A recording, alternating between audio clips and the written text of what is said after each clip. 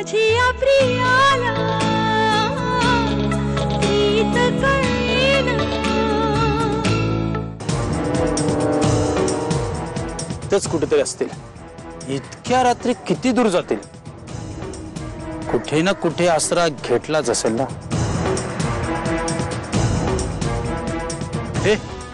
ते बघा, तिकडे एक झोपडी दिसते. चला तिकडे जाऊ.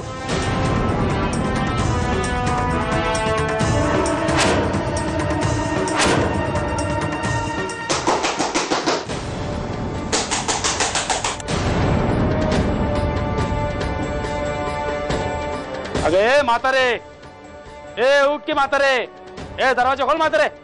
शमिका, शमिका उठ. ऐकलं का? ए म्हातारे, अरे आतमध्ये कोण पोरगा पोरगी आले का?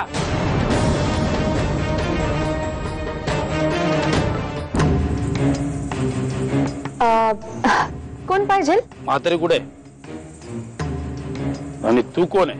अहो मी म्हातारीची सून ना बघा. म्हातारी उलटली आहे तिथं.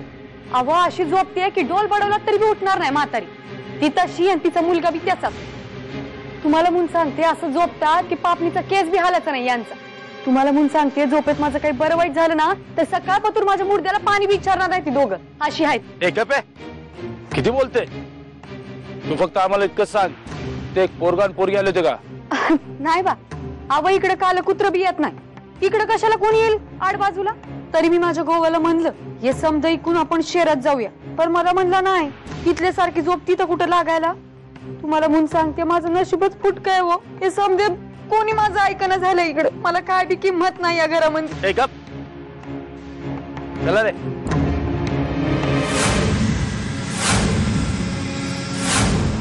चला रे.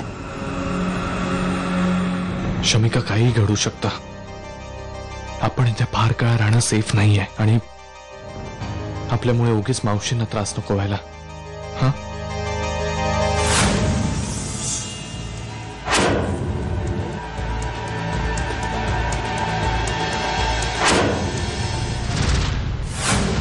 अभिजित, अभिजित, तू माझं स्वास्थ्य, माझी शांतता, माझा आराम, माझं सगळं हिरावून घेतलंस तू.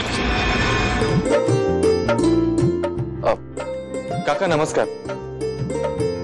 थोडं पाणी मिळेल का प्यायला? जरा भरपूर चालून दमलोय आम्ही आणि हरवलोय जंगलात. कुठली रे पोरं तुम्ही? आम्ही आपल्या मुंबईची आमची ट्रिप आली होती. नेमकी बसची आणि आमची चुकामुक झाली आणि जंगलातच हरवलो आम्ही. बरं ही कोण? बायको की काय तुझी? हो. यांना आत घ्या आणि शिरपाला सांगून त्यांच्या नाश्ता पाण्याची व्यवस्था करा. अहो नाही काका. कसं आहे पाहुणं, उद्या आमच्या लताचं म्हणजे माझ्या लेकीचं लगीन आहे. आम्ही सरपंच आहोत गावचे.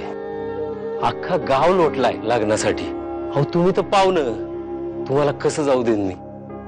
2 दिवस राहा. अहो शहरातली तुम्ही, बघा तरी एकदा गावाकडचं लगीन कसं असतंय ते.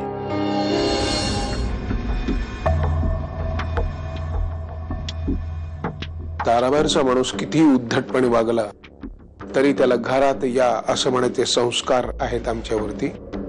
आत या. संस्कार काय आहेत हे तुमच्या मुलानं पळून जाऊन मला दाखवून दिलेलंच आहे. आणि माझ्या मुलीला फूस लावून त्याने हेही मला दाखवून दिलेलं आहे की वाईट गोष्टींना कशा पद्धतीनं चटकन ऍक्सेप्ट करायचं. तुमचा मुलगा इतका हरामखोर आहे की त्याने एकाच वेळी माझ्या प्रियाला सुद्धा आणि शमिकाला सुद्धा फसवण्याचा प्रयत्न केला. बस, माझा मुलगा तुमच्या मुलीला घेऊन पळालाय, पण एक शमिका सोडली तर तुमच्या घरातल्या प्रत्येक माणसाने आमच्या घरचं सुख आणि शांती वर्षानुवर्ष पळवले. याला तुमच्याकडे काय उत्तर?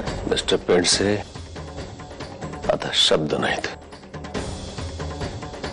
आता माझ्या गन मधल्या गोळ्या बोलतील.